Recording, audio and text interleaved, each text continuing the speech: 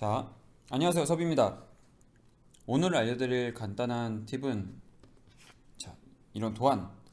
이 도안을 가죽의 겉면에 그릴까 안쪽 면에 그릴까에 대한 이야기입니다. 결론부터 말씀드리자면 제가 제목에도 써놓듯이 가죽 겉면에 그리는 이유 세 가지에 대해서 제가 말씀을 드릴 거예요. 자, 첫 번째는 가죽이 표면, 그러니까 겉면이죠. 겉면에 있는 무늬라든지 그 해당되는 결 혹은 상처 등을 확인하면서 내가 원하는 부위에다가 대고 그리거나 스크래치를 내거나 대고 자르기 위함이죠.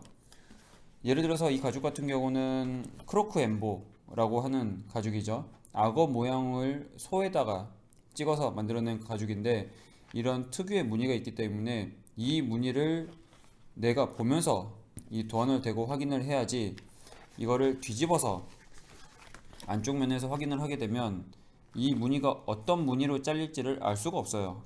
그래서 항상 이런 무늬가 있는 것 같은 경우는 겉면에서 대고 자르시는 거고, 가죽을 쭉 보다 보면은 이런 프레스에서 찍어 놓은 가죽 같은 경우는 상처를 가릴 수가 있는데, 프레스에서 찍지 않은 가죽 같은 경우는 이제 소를 예를 들면 소 특유의 이제 그 각각의 장마다 상처 자국이 조금씩 있습니다. 예를 들어서 이 가죽 같은 경우도 지금 중간에 보시면 자 보이시죠?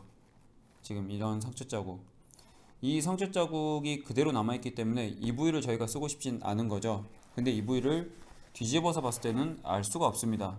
뒤집어서 봤을 때는 알 수가 없기 때문에 이 겉면에서 이 부위를 피해서 도안을 대고 재단을 하는 거죠. 그게 첫 번째입니다. 그리고 두 번째는 뭐냐면, 저희가 작업하는 작업대가 보통 항상 깔끔할 수는 있지만 깔끔하지 않은 경우들도 있어요. 그런데 스크래치가 잘 나는 가죽 같은 경우에 이 표면을 바닥에 대고 작업을 하다가 나도 모르는 사이에 스크래치가 나거나 오염이 돼 버리면 돌이킬 수가 없는 경우들이 있습니다. 그래서 이 안쪽 면이 바닥으로 가게끔 하는 게 조금 더 안전하죠. 그게 두 번째입니다. 그리고 세 번째는 뭐냐면, 저희가 보통 이렇게 가죽 안쪽 면에다가 이 도안을 대고 이 은펜으로 그린다든지 아니면 송곳으로 스크래치를 낸다든지 하면은 겉면에 하는 것보다 더 어렵습니다. 잘 그려지지도 않고요. 그래서 이런 세 가지 이유 때문에 이 도안 패턴은 가죽 겉면에 그리는 게 조금 더 수월합니다.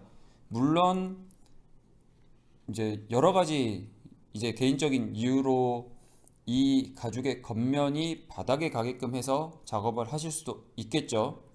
하지만 이왕이면 제가 말씀드린 세 가지 이유 때문에라도 가죽 겉면이 위로 올라오게끔, 내가 볼 수 있는 방향에서 보게끔 패턴을 대고 그리시거나 재단을 하시는 게 조금 더 나으실 수 있을 겁니다.